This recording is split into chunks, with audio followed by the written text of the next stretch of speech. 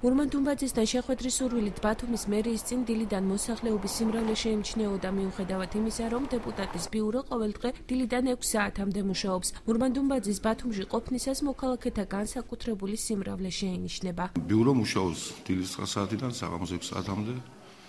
თითქმის შაბათ-კვირას მოსახლეობას ღებულობდა, ის კომპეტენცია რა თქვა, ბიურო შეუძლია გადაწყვიტოს იმ საკითხებს წვიტავდა რაოდენობის მიხედვით ჩამთვალოთ, ის რა თქმა უნდა დასაქმება, სოციალური საკითხები და უსამართლობის აღდგენა. პარლამენტის ვიცე-სპიკერს მოსახლეობასთან შეხვედრები 2 კვირის განმავლობაში ამერიკაში ვიზიტისა და პარლამენტში სასესიო პერიოდის გამო გადადებული ჰქონდა.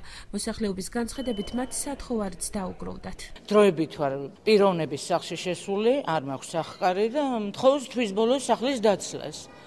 ფაქტიურად ქუჩაში ვჩები, ჩემო კარგო და მინდა ვთხოვო, რომ რაც შესაძლებელი იქნება, თუნდაც სახელმწიფო ხარჯებით მომაქირაოს ან ხელშეკრულებით, რომ თანდათან შევისყიდო, მე სოციალურად დაუცველი ვარ.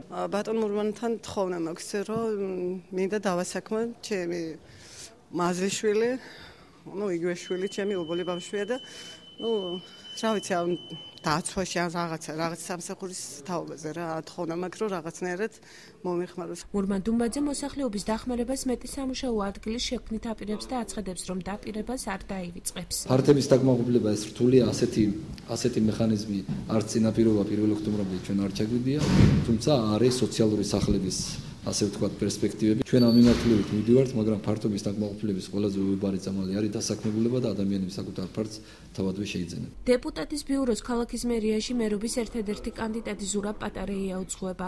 მურმან-დუმბაძის განცხადებით მისი კანდიდატურა ქალაქის მერის პოსტისთვის პიროვნული თვისებების გამო დასახელდა.